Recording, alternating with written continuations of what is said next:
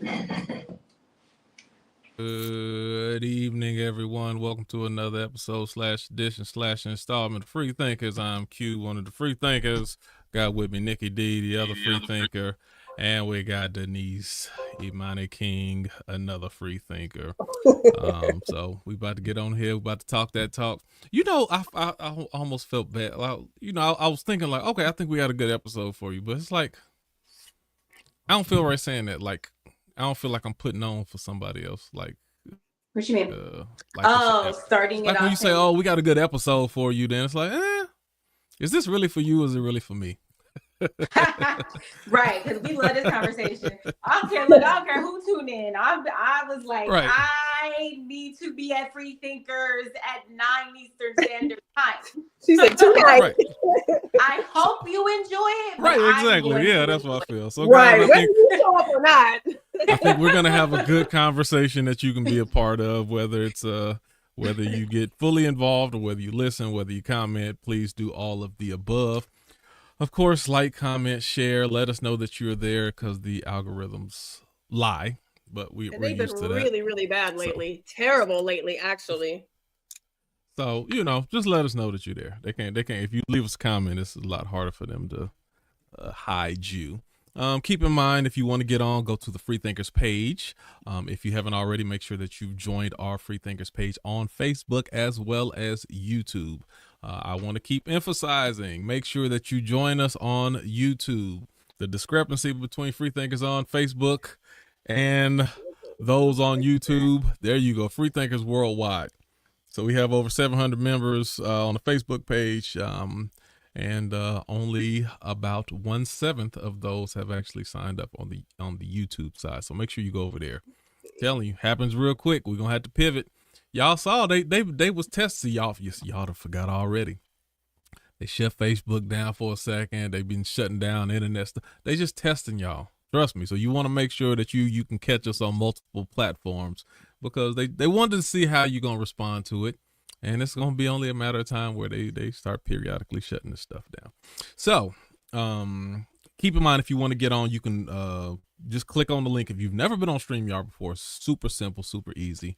Just click, follow the instructions. We let you in. Make sure you got something in your ears so the sound doesn't bleed in, and you in a clear space where it's not a lot of noise in the background.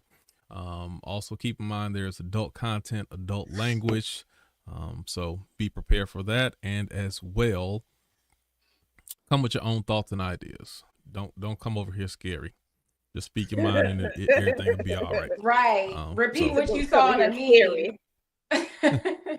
Trying to be PC.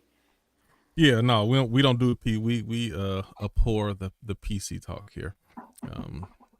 So right before we get into the part 2 of the barbecue, I had an idea. I want to do just a little filler first. I have not read this, but I ran across some on the Free Thinkers page. And of course, we always encourage people to post your thoughts and ideas on the page. And I like these little stories right here because I like breaking down stuff and kind of just giving input and feedback on certain things that people put, especially when it's in story form. Because I feel that there's little nuggets and crumbs that you can feed off of it. So again, I don't know if Nikki or Denise has read this yet, but I have not read it. And I was like, I'm going to save this until we get to Free Thinkers. This could be the intro part where we kind of just talk about this a little bit. So I think this was today. We got a message this was from Heather King. You read this, Denise? I did. I got it just maybe like 20 minutes ago. Okay, you did. Okay, so bear with us. I'm gonna step through it. I haven't read this at all. You haven't read? Okay, so me and Denise have not read this yet. This. You'll love it. Okay, I have no idea what direction this is going, and that's what I like. So let's go. So my boyfriend is probably going to end our relationship because of our vacation disaster. Okay. I returned to work yesterday after being out for a week. My boyfriend and I were booked to go to the Bahamas. When we got to the gate a week ago, he got stopped because his passport had expired. I told him 1,000,000 times to renew it, and he said he would. Okay, that's his fault so far. My passport was good, so I decided to continue on with my vacation. All right, let's pause right there. Let's pause right there. Let's pause right there. All right. Ladies, you going on a vacation out of the country. Your partner's passport, no bueno. Yours, bueno. Are you still continuing on that trip? Or you be like, damn, babe, you messed that up. Now we got to go back and start all. Like, would you continue to go to that trip if his passport? I can tell you right now, that's out of bounds. You think it's out of bounds? I can tell you. Okay, that's out of bounds. You go first. You go first, Denise. So cute. You think it's out of bounds, Denise? How you feel? Now let me hold on. Let me throw this in. Because, like she said, she had to take that vacation request a year in advance. She put that time in a year in advance to get off to be able to go on this trip. So, okay, you think it's out of bounds? What my biggest question is, that's the tipping point. Who paid for the vacation? Did they go 50-50? What if it was 50-50? Is it still out of bounds if it's 50-50? Ooh, it makes it. I mean, she covered her own shit, literally. They both played. Right. She did everything she was supposed to do. What if he paid? It's 50-50. You know how I know it's 50-50? Because this man didn't renew his passport. Right. A man that is in a place where he's taking care of the vacation, like that. Right. There's no question that his passport is going to be taken care of. In fact, this might be his first vacation because he ain't acting like a person with some sense. You know how long it takes for them to ship your stuff to you, do the whole thing. If you got to redo a picture, all this other stuff, like he is definitely 50-50. And with that being said, go ahead, Q. No. Go ahead. Keep going. You on the road. Keep going. Furthermore, you know, once you put that money down on the hotel, you can't get that money back. Now, you may be able to not have to pay the whole thing because you're not there, but you have to put a deposit down on the hotel. Then they got them little fees that come with, I forgot what they're called, the little vacation fees they throw in the mix depending on where you're staying. They probably gonna stay in a resort type situation. I think it's called resort fees. So you got that every day. Literally. Like, I done took off work. My mind is already set. You think I'm about to take off work and stay where I'm at? Them people done got on my nerves. I'm tired. I done had to get a whole bunch of stuff done before I take this vacation. Hopefully they'll leave me alone and I'm not stressed, worried about whatever emails I got to take care of because it's end of year and all this other stuff like that.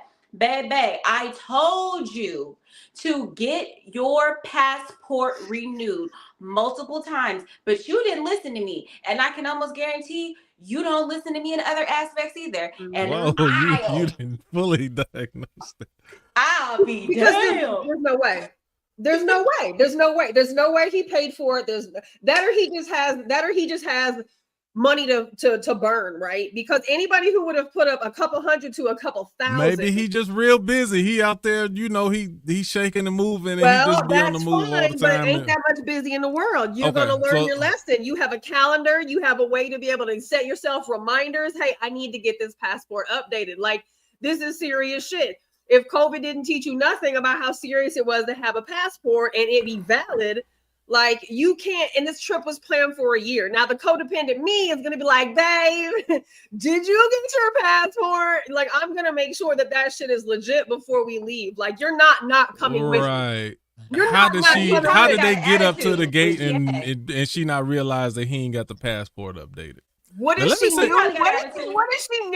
she knew he didn't? And she was like, he gonna find. You gotta learn your lesson. But that ain't. You gotta look out for your guy though. Now let me say this. Depending on if he real busy and you really want to kick it with him, you gotta look out for him. On his side, if I was him, God dang it, I can't. And you know what, love, you told me to do that too. I messed it. Look, I'm sorry, I screwed that all the way up. Go ahead and go. I'm gonna go handle some stuff back at the house. You go ahead and go. I messed that up. I ain't gonna make you. You gotta He should take the burden off of her to have to make the decision to go rogue, since he know he messed it up. You fucked that up, bro. That part. Like, you gotta eat. That's what he should do. Now, hold on. Let me throw another monkey wrench in here. What if this trip? What if this trip is for your anniversary? He didn't want to go. He wasn't trying to go. He wasn't trying to go. That's not where he wanted to go.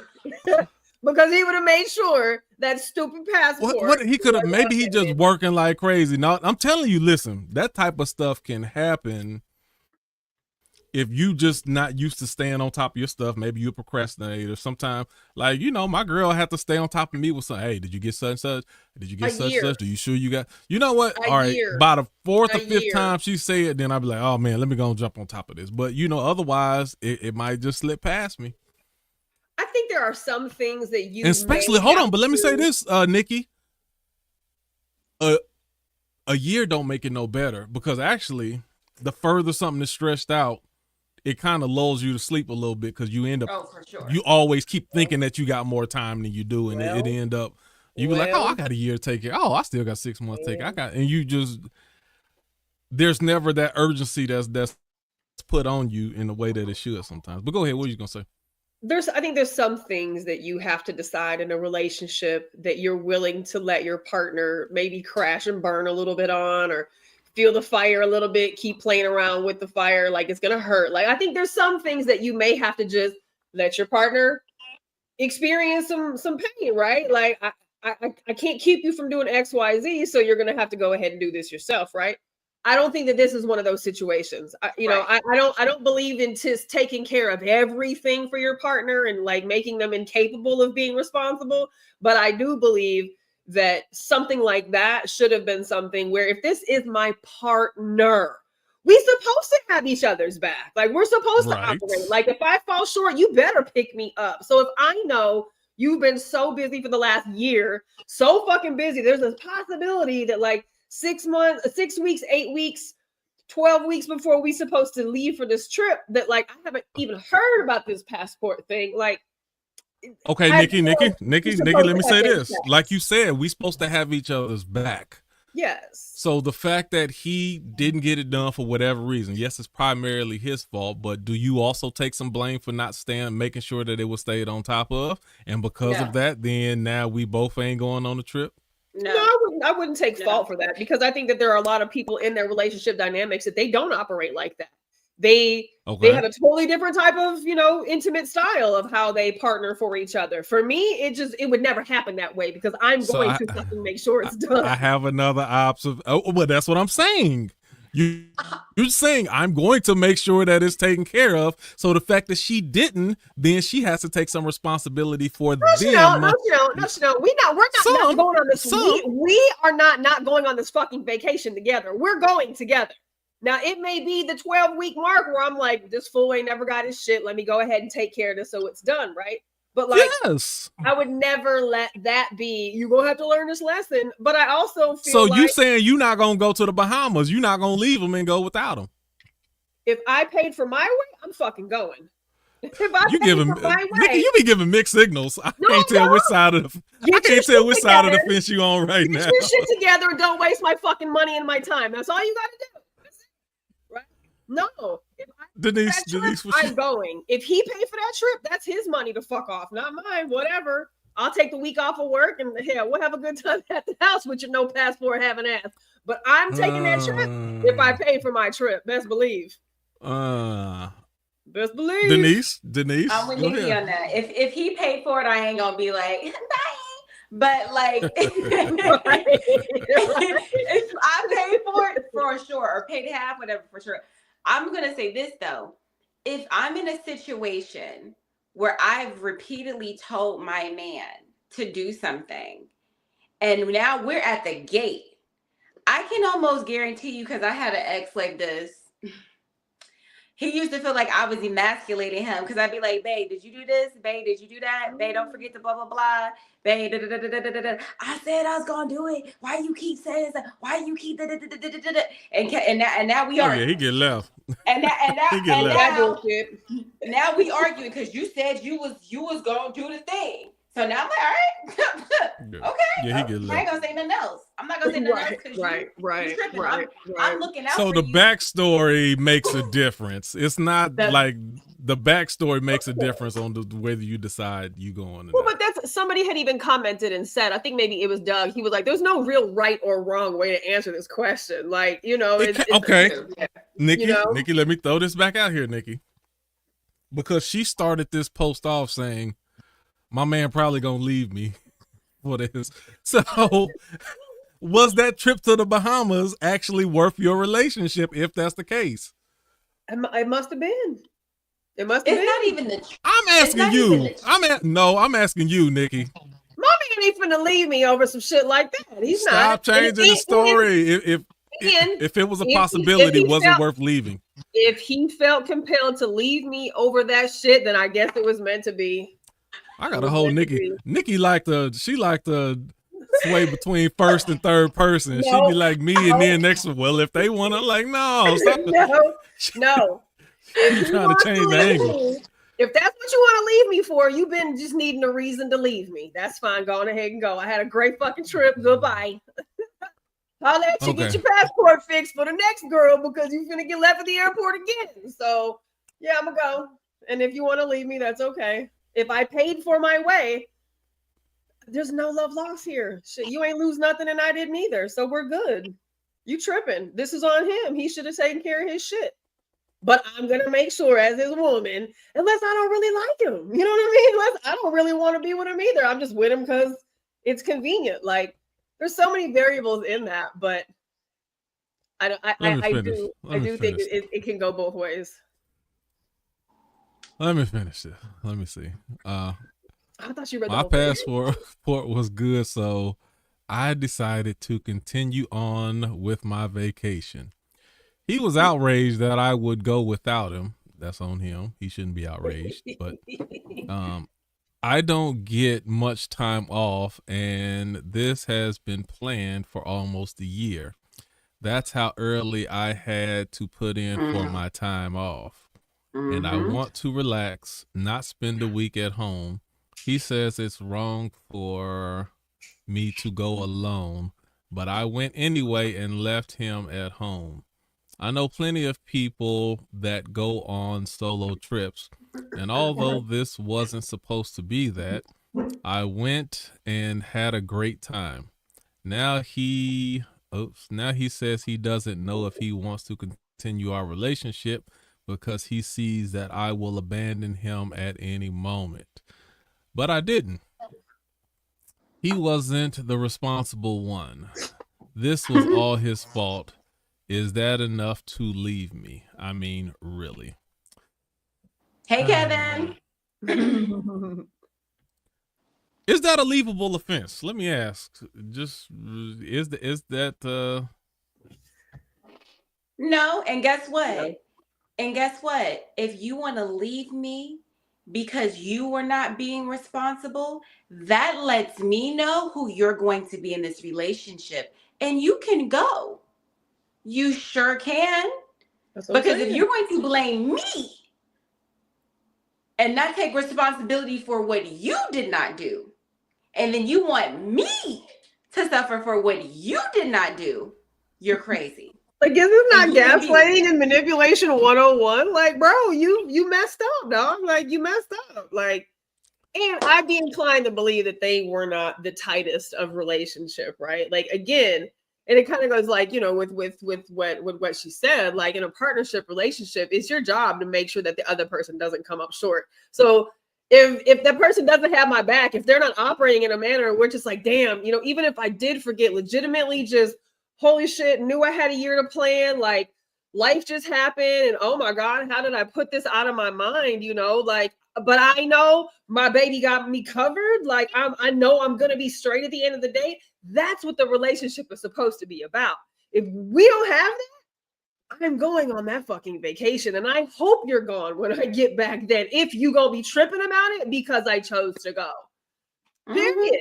Like, that's it. Like, that's it. We had the same 365 days to get it together. But if you're tripping and you're not taking accountability and you're not being responsible, and whatever conversation took place that makes me think you're gonna leave me, well, again, we was probably on some bullshit terms anyway. So everything happens for a reason. So Q. Yes. Go ahead. Would you want your girl to stay? I was just gonna say, is it worse if it's a woman versus a man?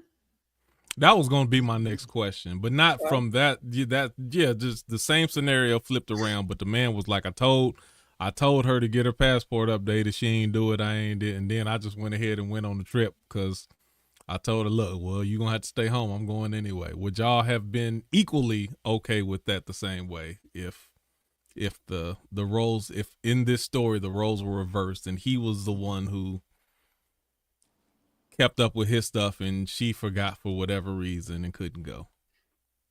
My initial bias is like, damn, that's messed up. But like, realistically, come on. That part. Because in that case, I know she ain't paid for the trip. In that case, I know she ain't put no money on the trip. Right, because she had been paid for the whole trip. Right. The least you could do is go get your passport done, sweetheart. The least you could do.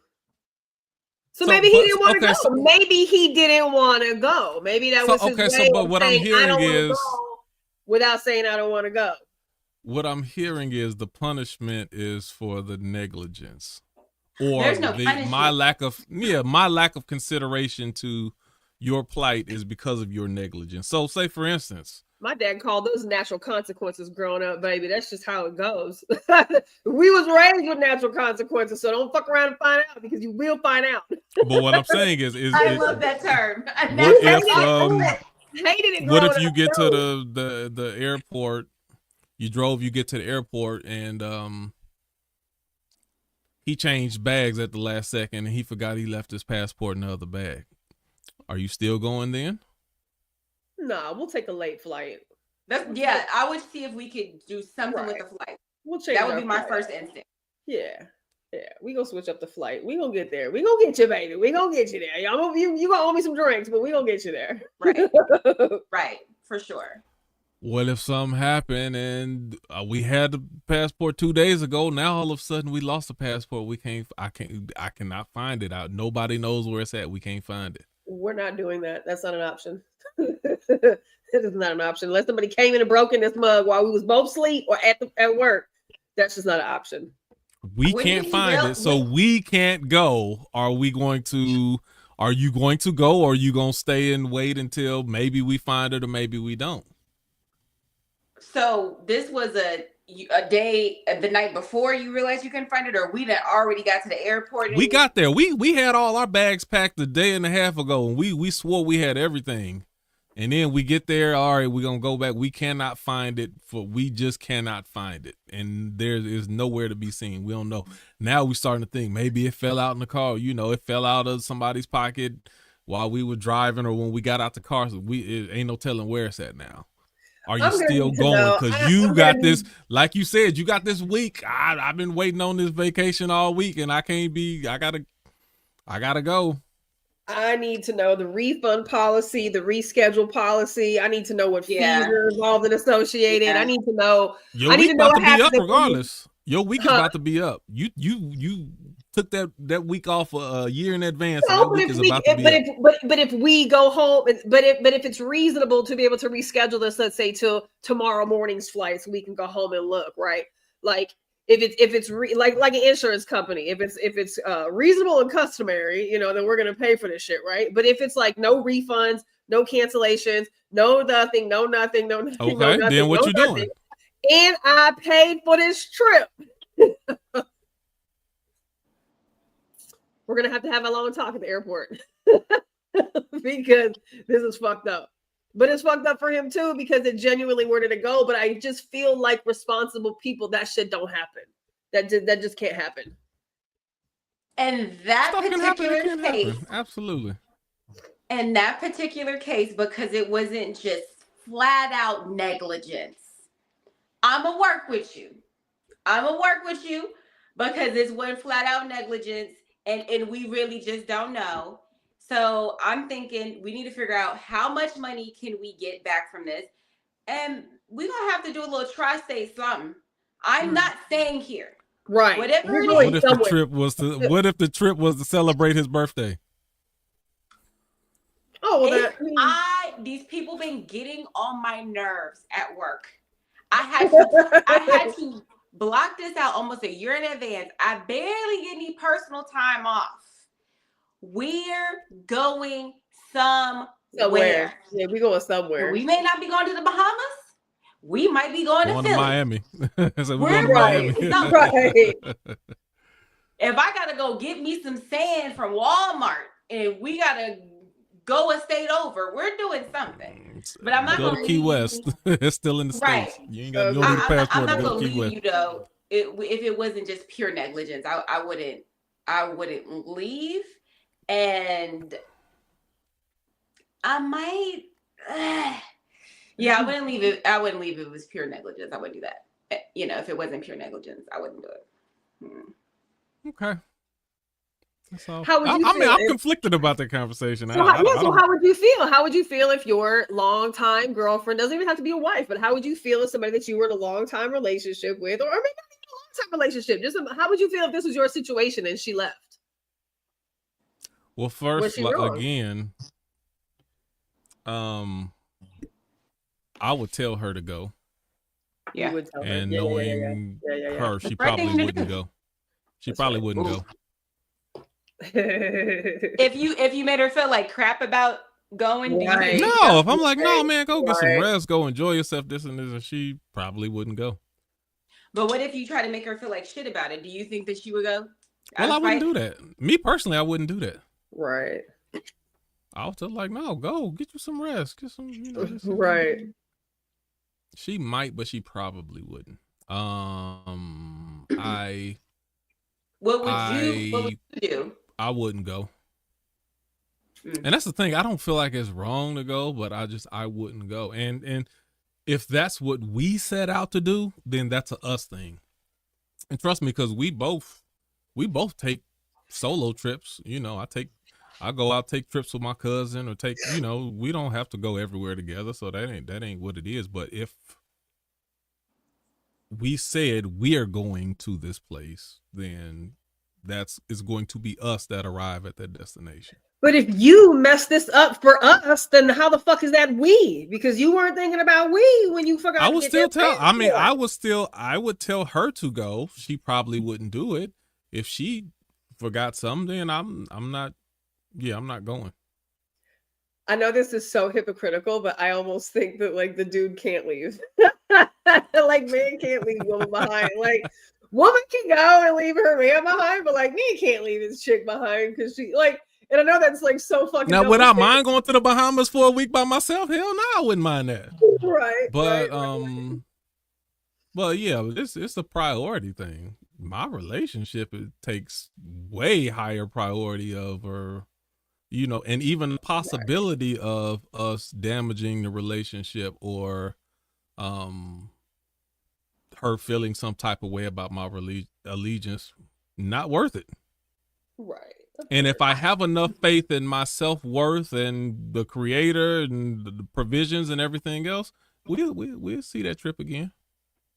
We messed it up, but we'll see the trip again. We did not mess this up. Quit saying we, because you did. We didn't do shit. You did. No, I'm saying if I'm going to take one for the team then. No, Nikki, I'm talking about if the roles were reversed and she messed it up and she didn't do something, then and that's the 101 thing that I always talk about. In relation, there cannot be a me and a you and my fault and your fault. It's us. No, you have to have a shit. I mean, I hear what you're saying, but you gotta have us. If they don't own their shit, then we have a problem. Yeah, I have a problem with you not owning your shit. This is gonna become a problem for us. We have a problem. And I mean, I understand how you feel. I'm saying, right. I'm talking to you about the mindset that I take. Mm-hmm. No matter what it is. She could be flipping out, going halfway psycho, hearing voices, whatever. We have a problem. We got an issue. We need to we got some stuff that we need to take care of. It can never be she need to fix that if she got an issue or not. It's always a we in a relationship. I mean, that sounds great in theory, but I think that realistically, there are some things that we do still need to individually own as our own thing, whatever that may be, right? Like, of course, the we aspect of the relationship is the foundation. There's no doubt about that. But I don't like the thought that, somebody gets thrown under the bus on some shit. Like, we have our own positions and our own roles in which we have to maintain. If we don't maintain our shit, then yeah, we have a breakdown for us. We have a system shutdown for us. Absolutely. But if me is the problem, me got some shit that me got to fix. No doubt. Yeah. That's you're not right. we, that's me. You're right, but that mindset, the singular mindset does not work in relationships. That's what I'm trying to tell you. I hear what you're saying, but the singular mindset does not work in relationships. Of course. So, but it's not being singular. It's taking accountability. It's being responsible for something that I have said, done, or whatever that needs to be modified that's causing us a problem. Yes. I understand what you're saying, and there's certain things that you need to own and that you need to fix. But your partner or the other one, or it should never be a mindset, well, when she get it together, then maybe we'll work it out. No. Wrong mindset. And it's going to be very hard to be successful with that type of mindset. Q, can you pull up that last comment, the Queen, somebody named Queen something or another? Yeah, I like that with Queen Victory Lynette Hunter. I feel like in relationships and partnerships, people just need to know their role so nobody comes up short. Exactly. I think just the simple fact that like there are roles that some people had. If you are like, you know what I mean? If you're the planner of the relationship, then when the planner says we need to do X, Y, and Z, listen to the planner. Don't try to go against the grain and say you're going to do stuff on your own time, sweetheart. The planner said we need to do this at least 4 months out, just in case something happens. Because sometimes it'd be like 3 months before you can get a passport, something, blah, blah, blah. You know, all the kind of stuff that goes through with the passport situation. I don't know about if renewals take this long, but like plan out as much in advance because anything could happen. When you are a planner, a person who is a good planner never plans something to the T. You always have to include buffer time. You always have to make sure everything is set out the night before. Do we have this? Do we have that? Where is everything going? You should never be packing like the day of, like or the morning of. If that is not your strong suit, move aside. Right. Like know your role in the relationship. So it sounds like two people who don't know their role or potentially they don't know each other well enough. So, something. It could be. And how well will you ever know each other? It's always going to be a evolving process. Now, let me say this, Denise. I do sports. I've been doing sports all my life.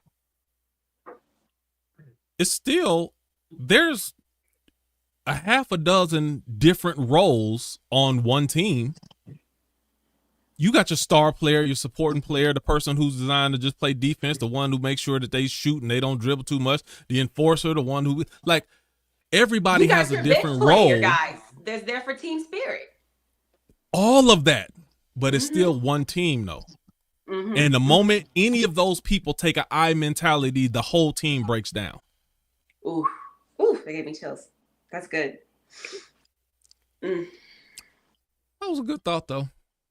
You got anything else about Nikki, Denise? I want to add anything else to that? I don't know, but I like that. I like taking a post, like just as somebody else, especially somebody that we don't typically hear from, and like kind of starting off as like a little icebreaker. I like that concept. Yeah, and for us, 45-minute icebreaker for us, but Ooh, that was good. it was only 30 minutes. Look, and it ain't but 3 of us. Can you imagine if we had more people literally in the conversation actively? Yeah.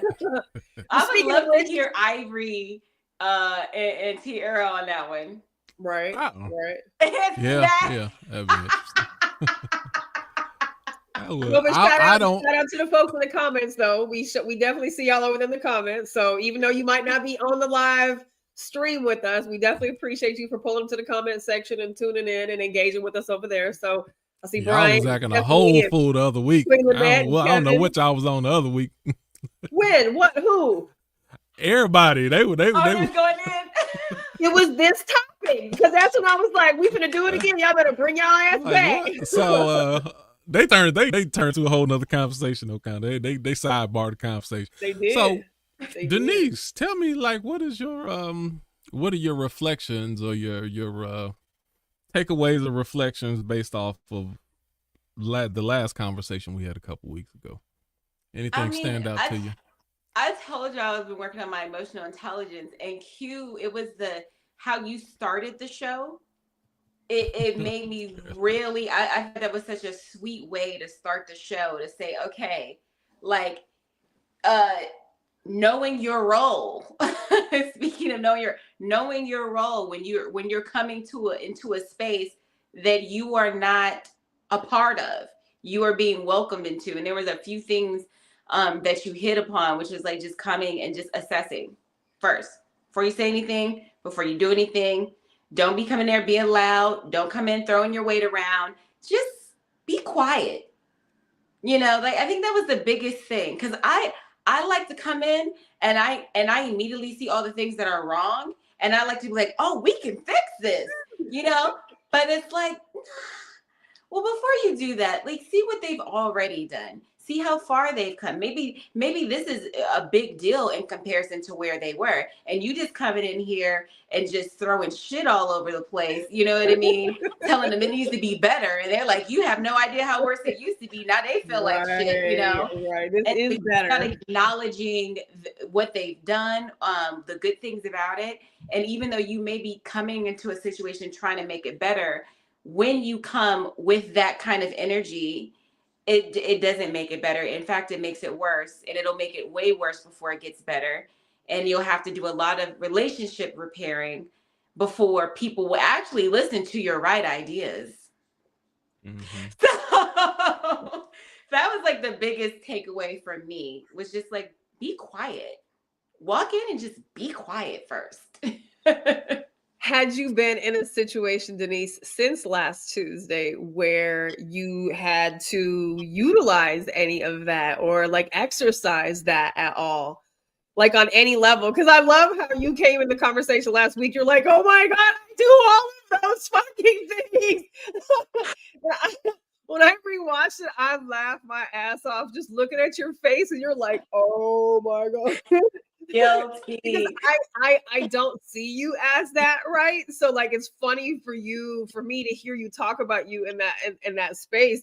So like, I mean, it's only been a week, but like, have you been in a space where you've had to like incorporate some of that at all, or do you think that's going to be a challenge? Yeah, I did. Like, there was a situation at work where we were planning things. And me and someone else who does this all the time, who was a part of a company that was acquired. So we are not the parent company. We're the daughter company, if you will.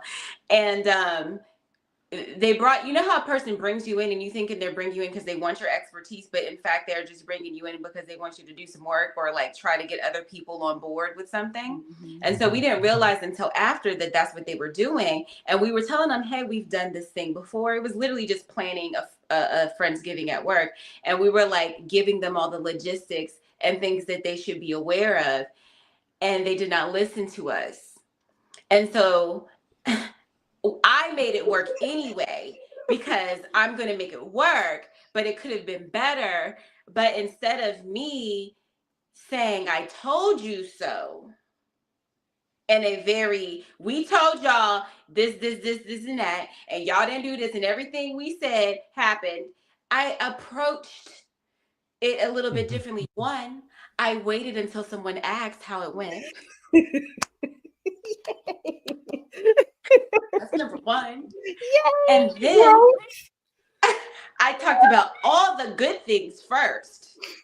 And then when I did bring up the thing that we told them, which is don't ask people to bring their own utensils. They will forget. People have things to do. I said, next year, it might be a good idea to do this thing because no one brought their own serving utensils.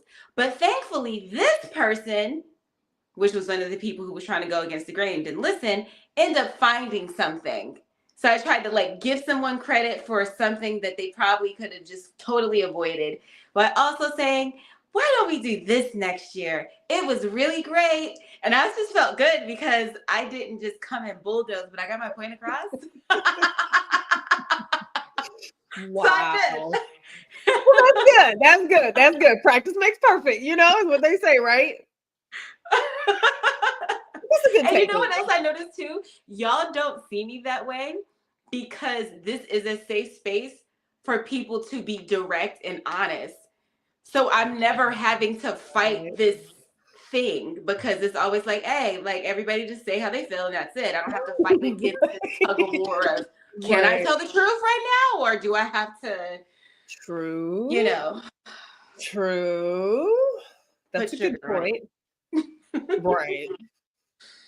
What about y'all? Any experiences? What did y'all take away? Was there anything that you applied from what you took away?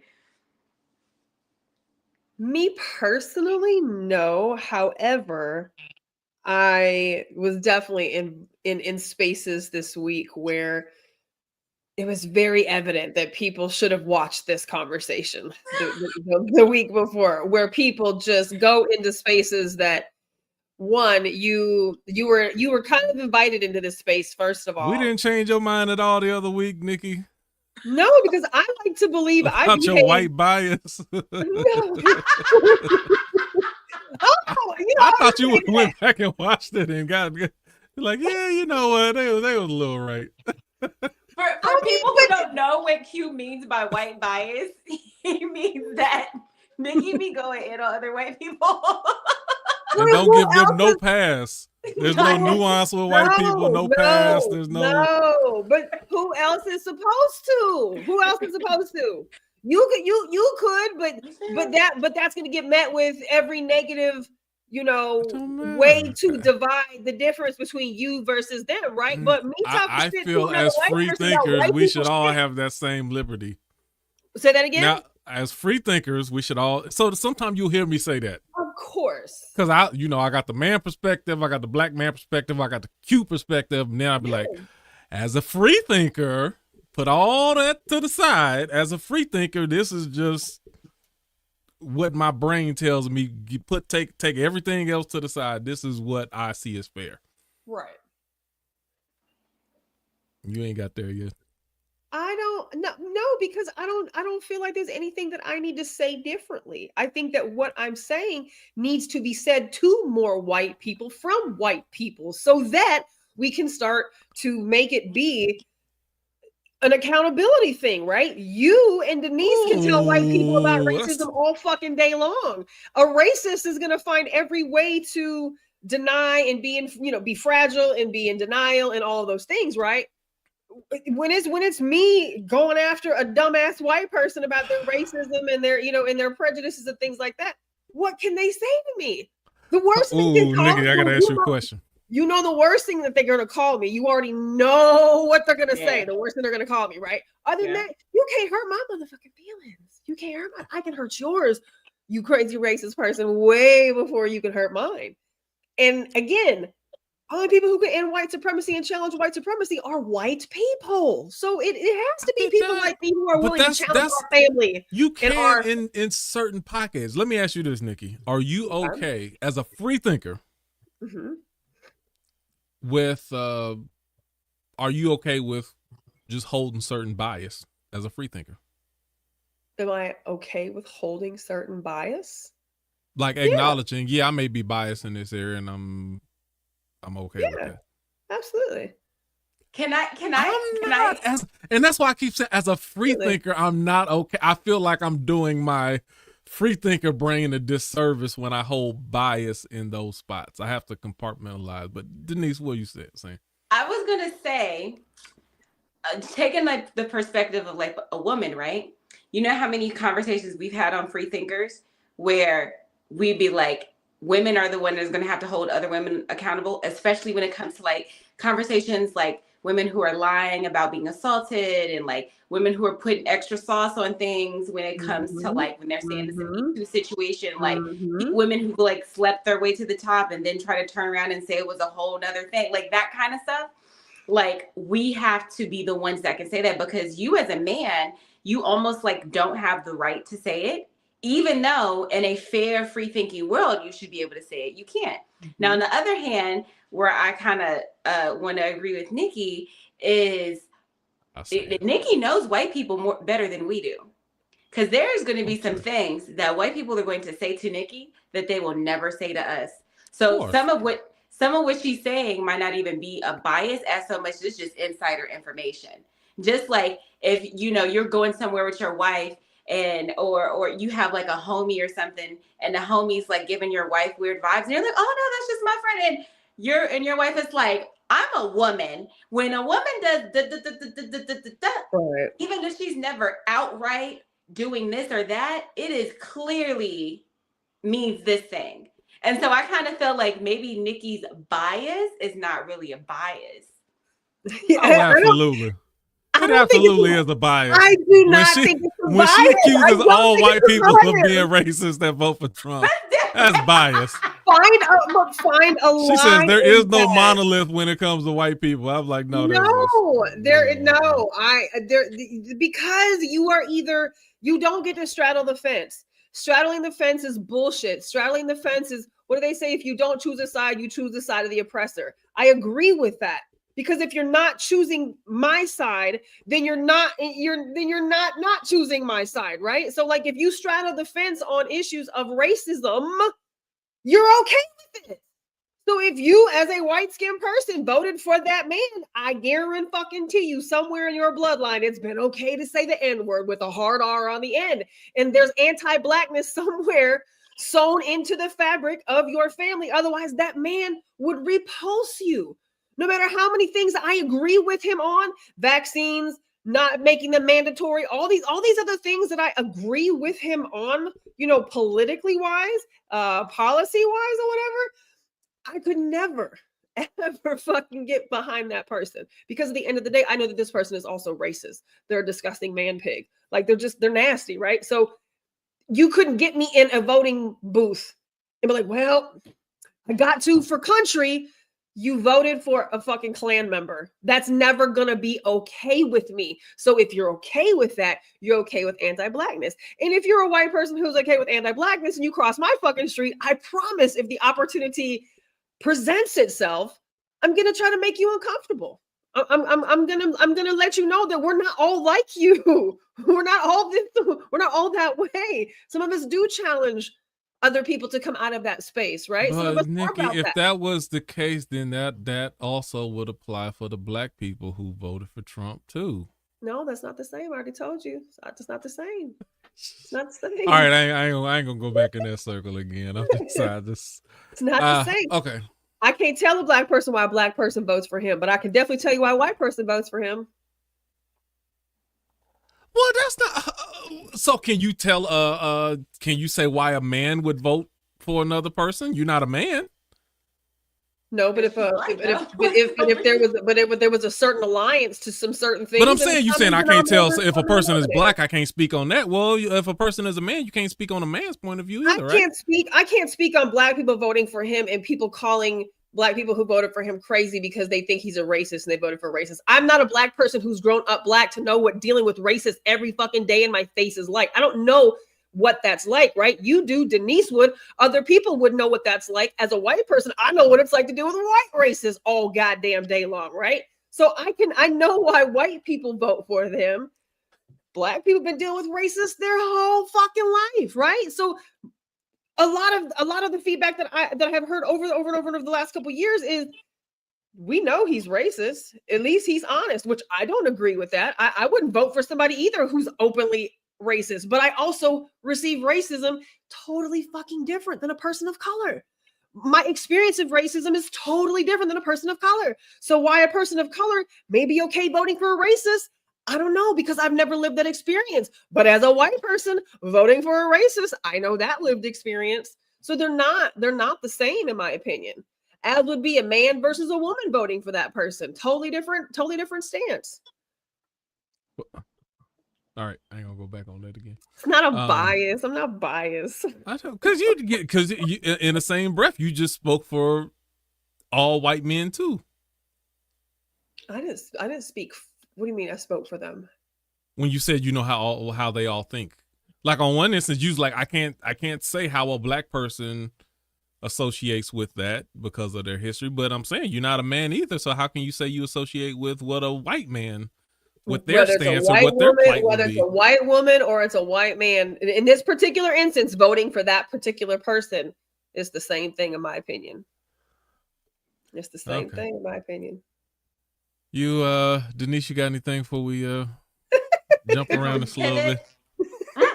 No, we're not really pivoting much. We kind of at the topic right now, but I kind of want to know, Q, if there was anything that shifted for you since the last conversation, anything you applied. No, not really anything that not much that I applied. Now, one of these, this kind of brings me into the next question that I have.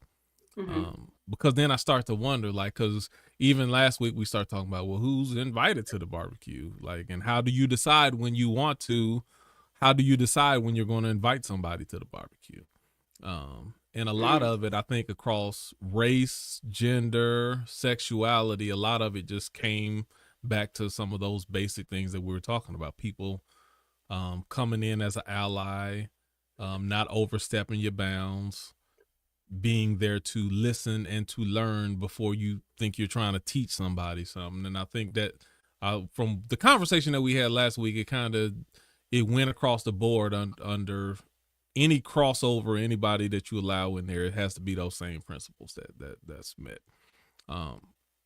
Now, one of my questions that I was thinking of earlier is, are we culpable if we don't allow / invite others to our barbecue? Like, do we have the right to say this barbecue is exclusively for our club? Yes, absolutely. Yeah. Absolutely. Yeah. So now this is my issue with that, though. No, I know where you're gonna go with this. Go ahead. Where am I gonna go with this? You tell me where I'm gonna go with. Go ahead. No, I should save my space. I'll see if you say what I think you're going to say, and if not, then I'll interject it. But if we speak of a harmonious world that we all want to be a part of, not only us, but our children and society as a whole, and to add on to that, unless we are looking for a segregated society, meaning that we just all black people move to their own city and white people move to their own city and Mexican move to their own city.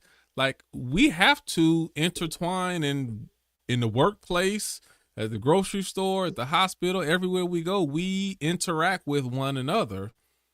So if we want that to be more than just a surface cordial interaction, and we actually want to be one society, is there, like, I could argue that there's a responsibility to maybe not invite everybody at once, but you need to invite certain people to the barbecue that can help facilitate that merge. What do you say to that? It depends on what the particular barbecue is. Like, if this, I say any barbecue. Have you seen Fight Black, Club? white, man, woman, LGBTQI. Have you seen Fight Club? Have you seen Fight Club? Yes, a long time ago. I remember Okay, so pieces of it. so Fight Club, y'all go watch it. Love it. One of my favorite movies, directed by David Fincher, starring John, Brad Pitt. it's gonna be a bad example already if you use the Fight Club. But go ahead. So there's a part where the main character starts going to these meetings because he wants to feel. So he goes to like testicular cancer meetings and people with tuberculosis meetings and things like that, right? And so I'm saying all that to say, like, there are specific times where, like, for example, there was this meetup group for Black men to specifically talk about mental health. That needs to be a safe space for Black men with only Black men. Mm-hmm. That's what that needs to be. If you're going to a meeting that's specifically about surviving SA or something like that, and that's what that is, and that's the space for that, then that needs to be the space for you. There is a time and a place to open up a space for people, and there is a time and a place where that space needs to be sacred, and it needs to only be available to that group. You are not invited to the barbecue. No, you are not. And you are not entitled to every space just because you want to be there. You know, that's something I learned definitely in growing up with parents in recovery, and then being professionally getting involved in the recovery world is, we would tell our clients, of course, my dad was a big 12 steps, big book thumper. And everybody had to go to 12-step meetings. Like, that was just, whether you believed in God or not, didn't matter. You got to go in there and sit in there. You got to start fucking listening and knowing that, one, you're not alone at all. Like, all these regular looking people in here got the same shit going on, right? But like, always the wife wanted to go, right? Or the partner of the alcoholic or the partner of the addict. Oh, I got to go with. Oh, I got to go with. Oh, I got to go with. And this is where you started getting into codependency and all these other wonderful toxic things that, continue to aid in this disease, right? But it was always... We always would tell them, no, the 12-step meetings is for the alcoholic and for the addict. You go to this group over here called Al-Anon. This is for the family members and the loved ones, the friends of the alcoholic or the addict. Yes, you want to go in there and support them, but you need your own different type of support. So every space isn't for you. That doesn't mean that you couldn't learn something in there. That doesn't mean that you couldn't, that doesn't mean that you couldn't do really, really well in that space, but that's not your space. In the same token, like, over the years, I've been invited to like many Black groups that are on the social media, right? And Black is the first word of the group name, right? Like, and people say, "Oh, but you were invited," and I value that. It's like, I'm honored when people invite me into spaces that I was invited into. This space. This space wasn't designed for me, but this space was something that somebody invited me to. Like, I'm always honored by that, but I always decline. And sure, I might meet some really cool ass people. There may be a dude in there that's, looking good to me. There might be a job opportunity. There might be something in there but that's not my space. I'm not entitled to that space just because somebody that likes me thinks I'd be good in there, or somebody thinks it could be a beneficial, situation. Like, no, I think sometimes there has to be, and Tiara said it last week. I was hoping she would jump in with us tonight. She had made the comment last week or 2 weeks ago about some things just need to be gate kept. And as much as I don't like gatekeeping in all things, I 100% agree with that. Some things do have to happen. I agree with that. Oh, absolutely. Yeah, they do have to happen. So the main thing that you keep saying, which is I think that should have been the first rule of the barbecue, is don't ask to come to the barbecue. You need to be invited to the barbecue. Like, oh, I want to go to your barbecue. Well, if I wanted you to come, I would have invited you. Yeah. And then once I invite you, then that's, like you said, you have the option to accept or graciously decline. But and so what I'm saying is, even when you're saying some people shouldn't be invited no matter how much they want to, well, it don't matter how much you want to. That's not what we're talking about. Those who want to get into the barbecue, then we just let them in because they want to be in. But what I was more talking about was long term. And I do agree with you, Denise, about certain specialty groups. This is just a closed group, plain and simple. Yeah. But I think in certain groups that we should want to invite periodically for a season or for a certain occasion, invite people in, because it's just one of those things. Like, I will hear people whine and complain about how men don't understand women, but you never give them that space to hear the real. Black people talk about white people just don't understand us, but you never open a space up to anyone to actually hear how you feel or think. So it's like, how do you ever expect anyone on any level to understand you when all you're doing is giving them the PC conversation when you at the job? They're not going to understand the real, black life or black culture just seeing you at work. How do they get that? How does that merge ever happen is what I'm saying, if we never invite anyone into that space. I think there has to be a such thing as like a neutral ground too, right? Because I might need to get some stuff off about being black that I think what happens, this is the problem. I think a lot of times when people do invite people in, it's like when you bring somebody to your house, you want to make them feel comfortable. So now you're kind of diluting how you would typically be. And then it becomes about appeasing this other person to make them feel comfortable. And it's not about, hey, this is what it is. And whether you're comfortable with this or not, I'm not going to give you the watered down commercial version of what this is. I hope you can learn as you go, because I'm not stopping and I'm not slowing down. This is what it is. Now, on a different day where I feel like educating, maybe we can do that. But I can't. And I think that's the problem with how do we invite people, hope they feel comfortable, but not try to change who we are at our core and what we're doing to appease another group, because then how will they ever really know who we are? Well, I agree with you. I think that's a mistake to want someone coming in to be comfortable. If you coming into the barbecue, I might want you to be uncomfortable. Like, I think that may be more beneficial for you to be uncomfortable, to get out of your element and surroundings and actually see what's what. If you are comfortable, then I think that could be a problem in itself. You probably shouldn't be comfortable. I don't know how to say it, but it's like, yeah. So let me ask a question. Are there any barbecues you'd like to be a part of that you aren't?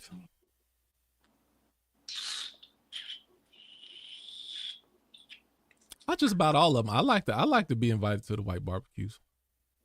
I like to be invited to the Asian, not just Asian, but Asian barbecue also. I've been invited to the Mexican. I'm part of the Mexican barbecue, so I ain't got no issues. Barbecue. And let me tell you, ooh, one of my friends is Bengali. I went to her wedding. Ooh, they had this fish. It was fried hard. The flavors was good. Ooh, it was spicy. Like I love being invited to the barbecue when the culture is rich and thick and they are just doing what they do. Right. And they are accepting me without trying to be like, oh, let me make you feel comfortable. Like they welcome you in. This is what we doing right now. They had music playing and I was like, take your shoes off, get comfortable, get you a plate, let's go. Yes. But you know what? If a lot of cultures they're a lot more inviting than we think. When we see, a lot of time our American brain turns people off a lot of time, because as Americans we think we know it all and we think the way that we do stuff is the right way, and if you actually go to another person's circle or culture humbly looking to learn. I did this this probably got to be 10 years ago. Once a year they have the Indian Independence or Culture Day or something like that. They would do it down at the Capitol in Austin, and me and my family, we went down there to the Indian heritage, and we just sat there and we learned their dances, we learned about their history, we ate the food, and like And we wasn't there sitting up there, what is this? This look weird. And no, we like, let me learn. Let me eat your food. Let me do some of your dances. And people are really open and inviting when you come to learn of their culture. You just find that people are a lot more involved. Curiosity. Right. Yep. And not there to because some people try to make fun of right. They like make a joke out of someone else's culture. But when you're like, or you just looking for the differences about, oh, that's weird and that's strange. No, just let me like. So yeah, I would actually like to do that again, actually. But yeah, but when you find people are really inviting when you come with the right humility and the right curiosity. I feel like I have overstepped before in like LGBTQI events where like I think I didn't recognize like, oh, this is their safe space. And I was just going like, oh, I'm here. This is fun. And I'm not even thinking about it from that aspect. And I think if I did, maybe I would, because I was going like, this is an event for all and I'm having a good time and I love it here. But it's like, oh no, this is a very specific safe space for this group. So I can't come in trying to like reap the same benefits as a straight person. And I have noticed that it has rubbed people the wrong way before. And I just never thought about it like that. Cause to me, because I'm not thinking about them as different from me, I'm not understanding. It's like the whole I don't see color shit. It's like, nah, you can't say that. you can't say that. And I think I would kind of go into it with that. And I think now I try to have a little more awareness when I am going into those spaces. I have an appreciation for that because I've routinely been invited to those barbecues with LGBTQI, and I'll be like, oh man, that's especially with me and a lot of my harsh opinions about a lot of stuff, but I've always tried to be respectful, and not only that, just I try to, even when I'm giving opinions, then I also want to speak to the other side that's educated me as well. So even there's times when we've done certain shows, either on this platform or other platforms, and I'll take certain things and I'll send it to certain people I know. Hey, I need you to listen to this. Tell me where I was wrong. Tell me if I was off base. Tell me such, such, such, such. And they're like, no, it's pretty solid. You good. So it's that respect thing to where even if I'm speaking in a lane that I'm newly familiar with or not completely familiar with, then I want to make sure that I'm giving my opinion, but I'm still representing the thoughts and opinions of those who've taught me. I want to represent them right. So I do that anytime I'm speaking hard about something. I got about 5 or 6 people I send it to, and I'll be like, listen to this. Tell me what you think about what I said. Yeah. And you know what else too? Like, I'll give you an example. Like, I went to Pride for the first time this past June. And we were going to like watch the parade and stuff, but we like watched it from inside a building because our like job was hosting some stuff. And when I think about Pride, I'm like, oh, this is a celebration. This is so much fun. Everybody's going to be wearing their outfits, Renaissance, like Beyonce's Renaissance. Like it's just this big celebration kind of idea. Right. But then when I got there and I was hanging out with my friends, and they were telling me how back in the days, just getting on the train, going to Pride with their rainbow on, they would have to be prepared to whip some ass just in case, because people would try them. And then and I was like, oh, I was wondering like what this feeling was when I started to approach the actual parade. It was like, it wasn't a heavy feeling, like in a negative sense, but it was like, wow, like this isn't just a celebration. This isn't just fun. This is people really saying, I am proud of being who I am despite how anybody feels. And that was like an overwhelming feeling. And I think sometimes we look at when people are celebrating and we don't really, or at least for me in this situation, really, really think about what does this celebration mean to this group? Right. It's fun and you should enjoy yourself, but really like dig deep. Like if you're going to go to a Juneteenth event and you're not Black, like understand what this really means to this group. Like, and so I think like just going into spaces, even in a celebratory sense, Like, just do your research so you can really understand the full scope of what you're walking into. And that doesn't mean you have to go in and be like, oh, I just want to say that I understand your struggle. Don't do that. If somebody starts talking to you about it, definitely listen and hear them out. Ask them questions. You ain't got to go in there and go with your, woe is you, let me feel bad for you moment. That's whack too. Don't do that. Yes. Don't do the all lives matter.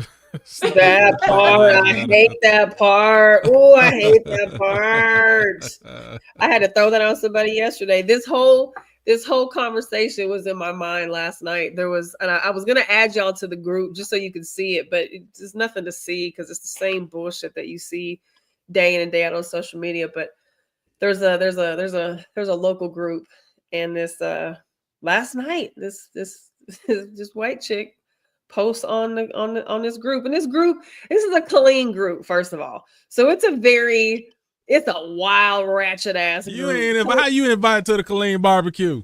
Look, Colleen is a whole nother ball game. First of all, it's a whole different culture in Colleen.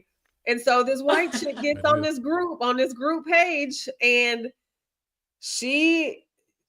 essentially. Why you say white chick? Is this page predominantly white, or is it predominantly black? Or no, not at all. No, she just was a white woman who was posting on this page, and she. Okay, but the group has no specific.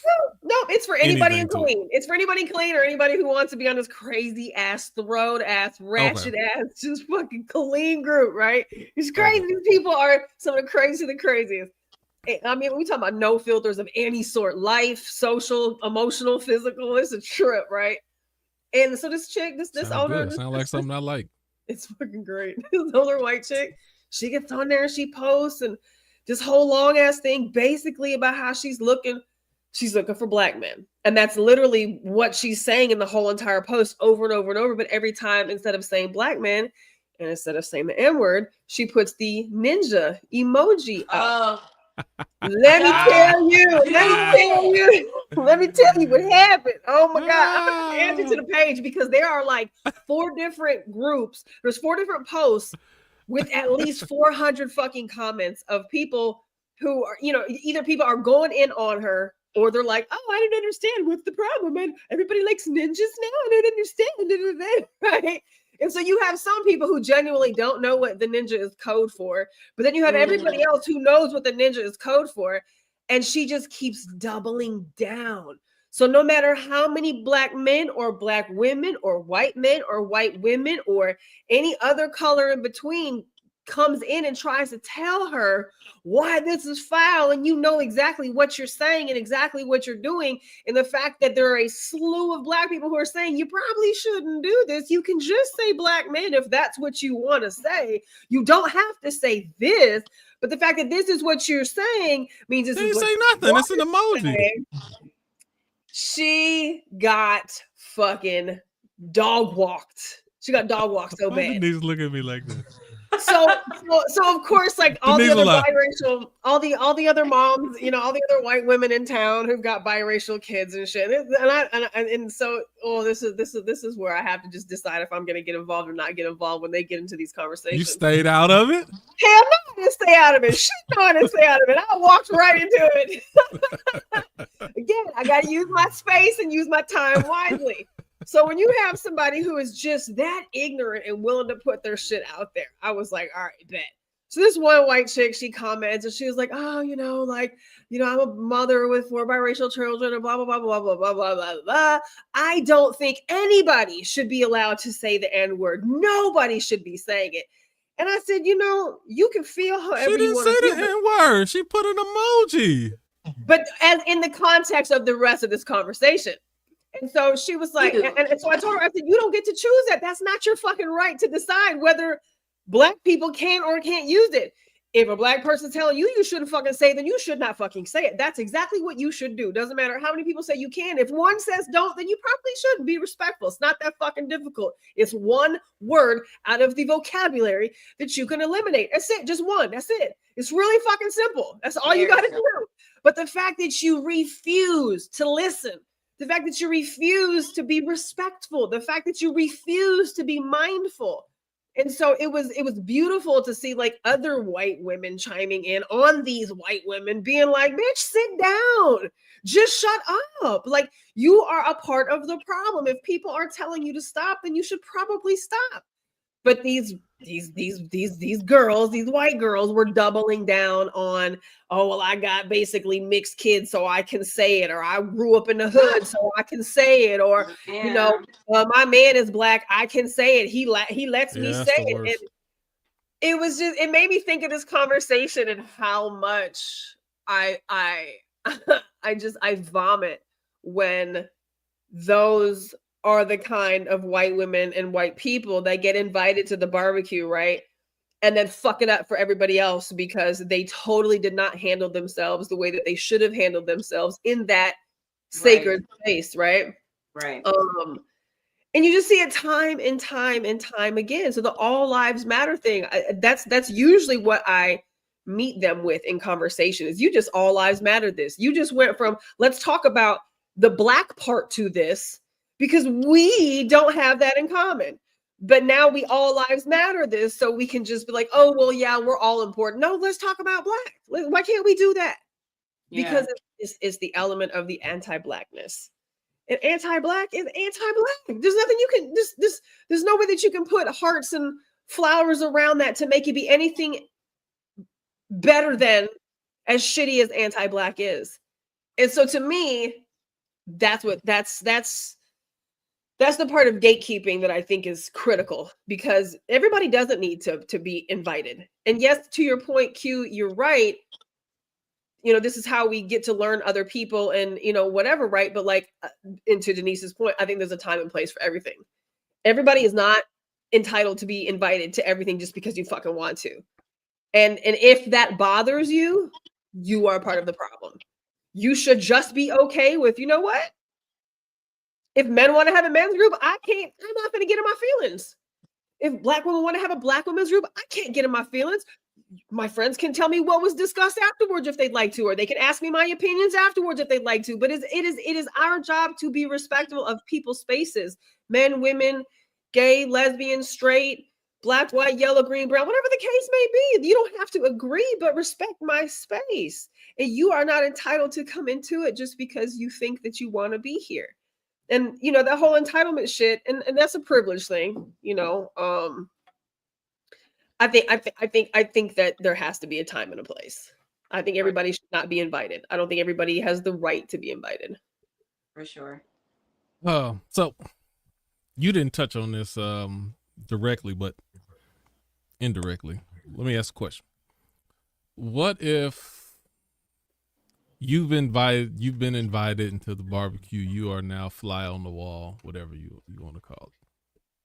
What if someone flagrantly crosses the line while you are at somebody else's barbecue, and they totally stepped over the line? Oof. I think it would have to depend on the situation, but I think you still need to know your role. You need to know if this is not my call, I need to sit the fuck down. If this is my call, I better stand the fuck up though.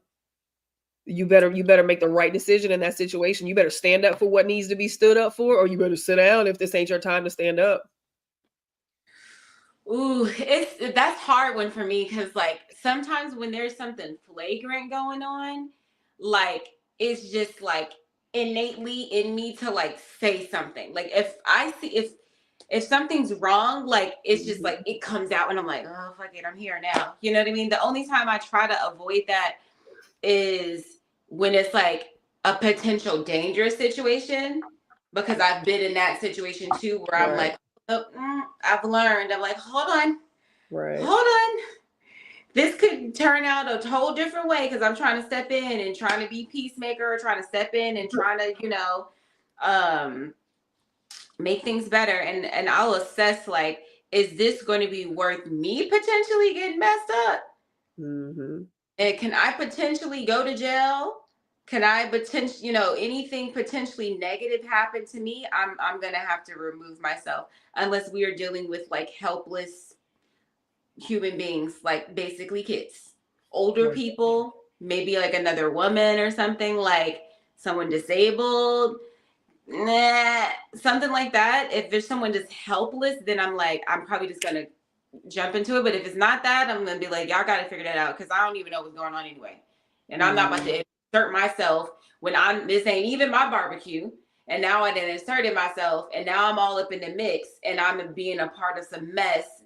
And now people don't even know me like that, because again, I'm not a part of this barbecue. I just got invited. It's like sometimes you just got to know when to step in and step out. It's very situational.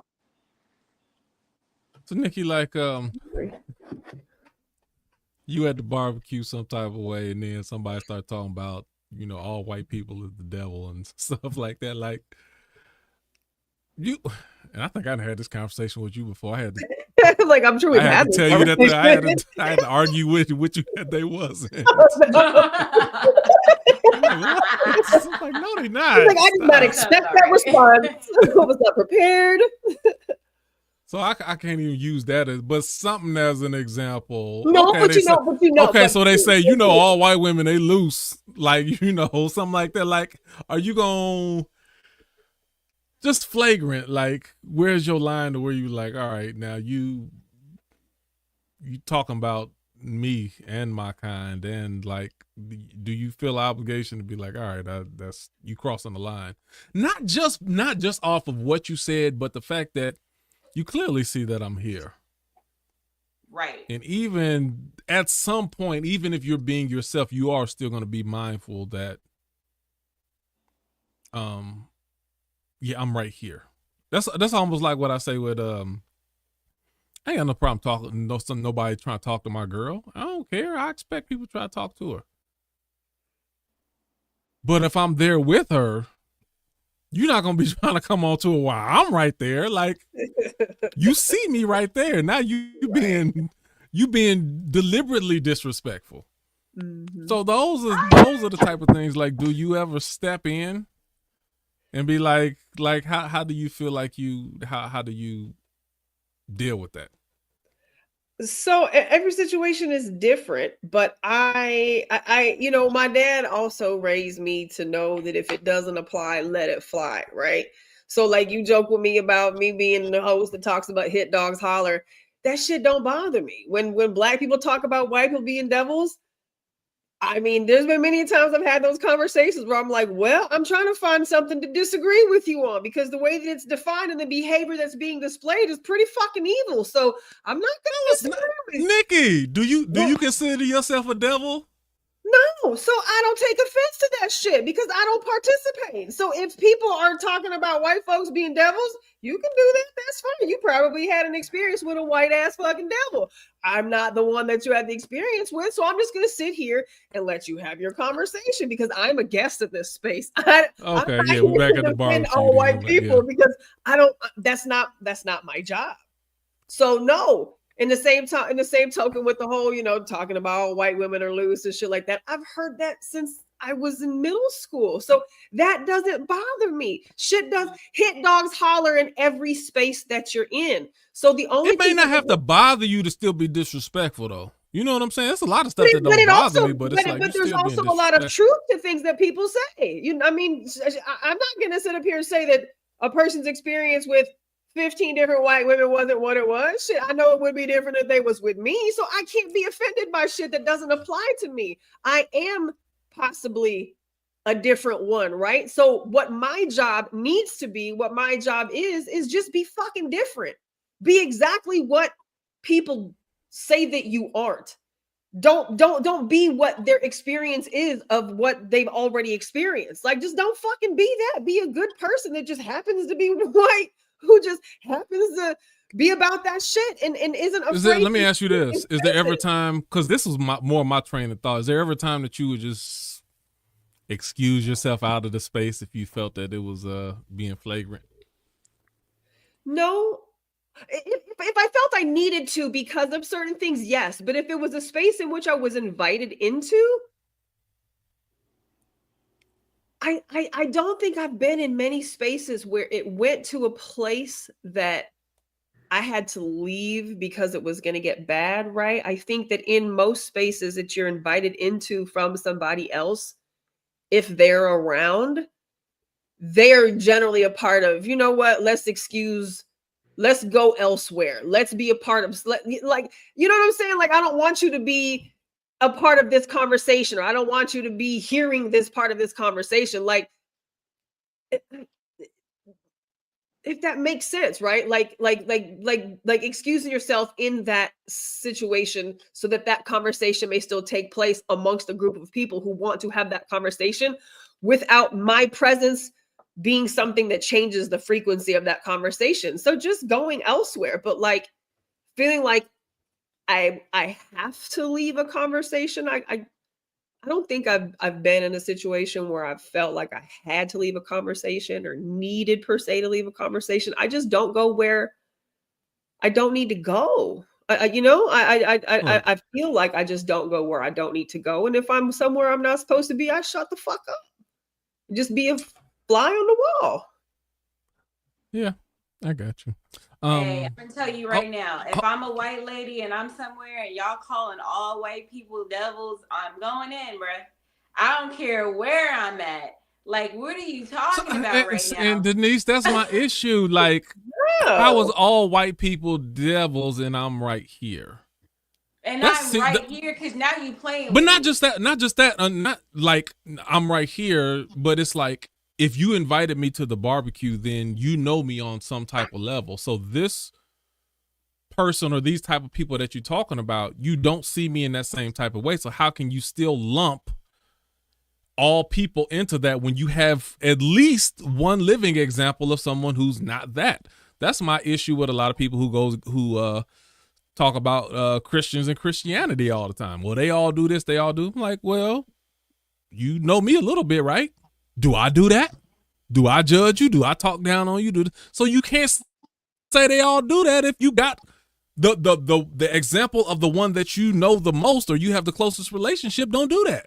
So why would you sit there and say they all do that when you have an example right in front of you? That's the part that would throw me off a little bit. Hold on, before we got what, 3 minutes, real quick. Lord. Ivory, let me jump in real quick, Ivory. Okay. So. You and your guy, y'all had a vacation planned out, going to the Bahamas for a week. You've been telling them, hey, make sure you got your passport updated. Okay, yeah, I got it. Make sure you got it.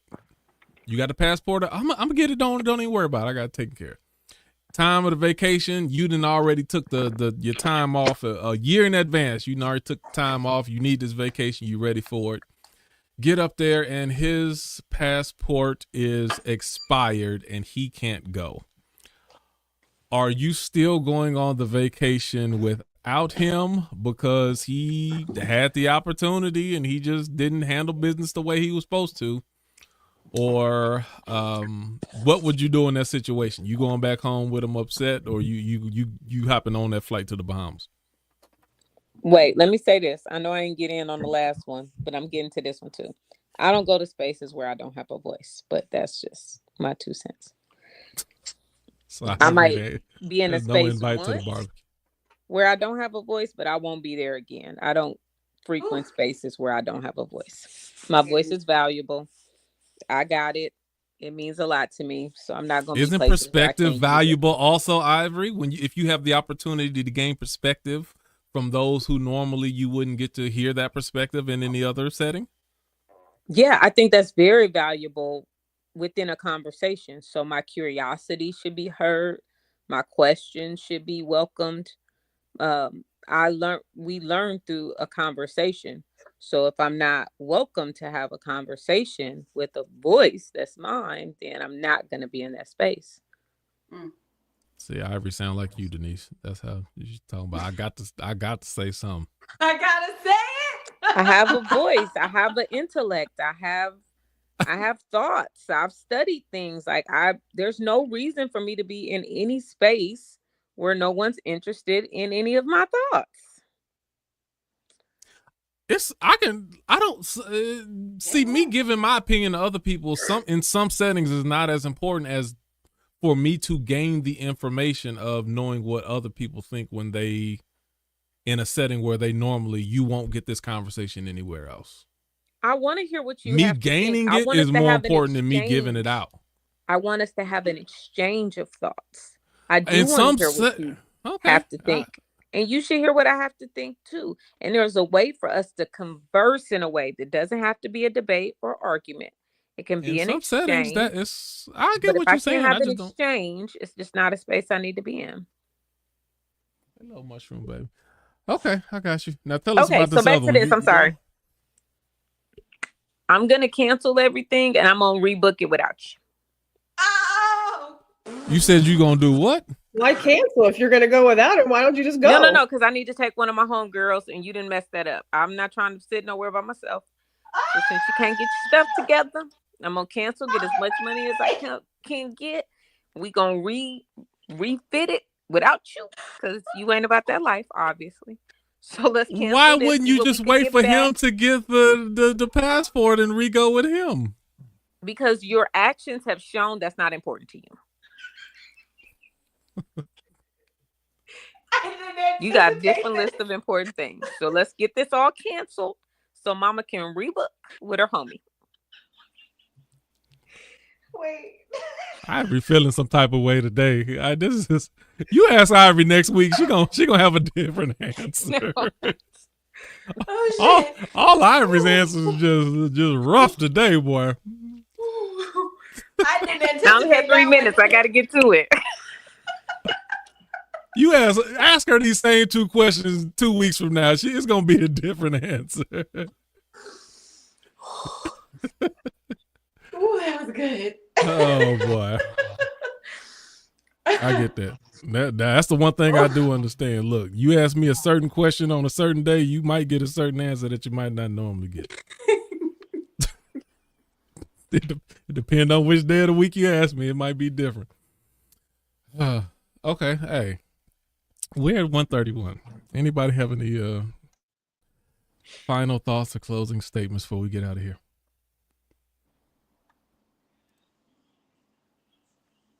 Know your role.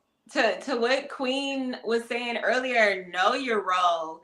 And talk about what your roles are and what your strengths are in the relationship. Talk about ways that you all can help each other and benefit from what these things can be. You know, maybe ask your partner what makes them feel like if something you're doing could be overstepping, like what is a better way to approach them when you do want to help, etc. I felt like that could make, situations like this totally avoidable. Ivory, any last thoughts or anything you want to? Nope. Thank y'all for letting me slide in at the end. Slide in at the end. Yeah, there we go. Well, we appreciate your quick input. Pause. Nikki? I would just have to say, you just have to decide if you're going to be a part of the problem or a part of the solution, because you can only be one of the two. That's it. You can't be in the middle. So you have to decide if you're going to be a part of the problem or a part of the solution. And once you've decided which direction you want to go, then you have to actively work on that, period. And that means that you're going to have to be challenged and pissed off and embarrassed, and you might even be humiliated. Your fucking ego might be deflated all the way down to the ground. But if you want to be a part of the solution instead of the part of the problem, some people do have to get broke all the way down. There's a lot of exterior layers of defense mechanisms for one reason or another that most people own, right? And if you want to be invited to spaces that may not be the same spaces from which you're familiar with, then you have to be a desirable guest. There has to be something about your spirit that is desirable enough to want to bring you into that space. Me personally, that's the greatest honor, to be invited into spaces that this is not my space. As a human, sure, we can all collectively be in the same space together because I do love without bias for the most part, Q. However, past that, like, you have to actively participate in being an ally in whichever direction that word goes for you, and something that I heard years ago said, a true ally never has to say that they're one. You just are, you just be, you just behave, you just act, you just think, you operate in such, right? And if you don't know what that is, then being a part of the solution means learning and observing and listening and being told what to do. Like, it just is. And if you are not teachable, you're going to be a part of the problem and not a part of the solution. So just deciding which direction you want to go and actively pursuing and working towards that. I wasn't gonna say nothing, but then I agree with you, Nikki. I think one of the biggest honors that I do get is when I am invited into circles that are not mine. Yep. And so a lot of it is, self-awareness and working on self, and ask yourself the question, if nobody invites you, if you're never getting invited to the barbecue, then you got to ask yourself why. What is it about you that nobody invites you to the barbecue? That's number one. And then what's really the greatest confirming honor? When you get invited back to the barbecue. Because some people will invite you to the barbecue, and depending on how you are, how you behave, and how you interact, you might get invited once, but you don't get invited. You may get asked to come back. See, that's so short. This is what I said about sex a long time ago. Yeah, you can get anybody, but when they invite you back for round 2, that's when you know if you was actually good or not. They can tell you was good, but if you don't get invited back for round 2, that says it all. But anyway, yeah, like that example, but okay. No, that's a very good example. That is a great example. How was it? Oh yeah, you was good. You good. But then you don't get invited back for round 2 ever. You wasn't good. It's the re-invite is what confirms if you're really, because then somebody could have thought you were a certain type of way, and then they're like, oh yeah, we ain't inviting him back to the barbecue no more. But when you get invited back, then that's the beautiful thing. And just to say this too, Quinn, that could be a lack of engagement too. Sometimes people don't realize, oh, I'm just gonna be a fly on the wall, and you not engaging at all. It's a reason some don't get invited. Either. So, and that goes back to what I think all of us were saying, but Denise and I, your curiosity is needed as well. If you are even if I ain't got to come strong with my input, but I should come strong with curiosity. I should be engaged in the conversation, even if I'm not the one dominating the conversation or always giving input. You should still be engaged in the conversation. If you somewhere off in the corner just scrolling on your phone while everybody else trying, right, you might not get asked back to the barbecue. Right. So yeah. So I think I got it all out. Well, guys, thank everyone for tuning in and having a conversation with us. I enjoyed it. I hope you did too. Give us your comments later on when you think of anything when you watch this. Make sure you share with someone, and we do got a couple upcoming topic ideas that was given to us by some of our free thinkers that we're going to talk about later. But if you have any topic ideas and things that you want to talk about, let us know. 99.9% of the time we will talk about it, because we are always thirsty for new ideas and No, next week's going to be great though. So y'all make sure that you tune in next week. We have a great conversation. What's next week? Right. I'm like, don't leave us in suspense. I know. So we'll talk about appetites and not just food. Not just food, just all. And it's funny because when me and Q were talking about this last week, he was like, I hate when we talk before the show. It's like, because we have a whole individual conversation right before, and I'm like, okay, stop talking, just save it till next week, But I think it'll be a great way to actually close out the year and start the new year, just talking about the things that drive our appetites, and talking about problems and solutions, right? And again, it's not just food, it's going to be a great conversation, from food, sex, drugs, relationships, what our visual stimulus is, our physical stimulus is, ambitions, lack of ambitions. It's going to be a great conversation. So next week will be about appetites. Can I say this before we close? Yeah. There's this one quote that I will never forget that Q said about being a single person and not creating an appetite as a single person that you're not going to be able to maintain in a relationship. And that is some of the best piece of advice I feel like anybody could get in their single life. And I would love to delve into that more next week.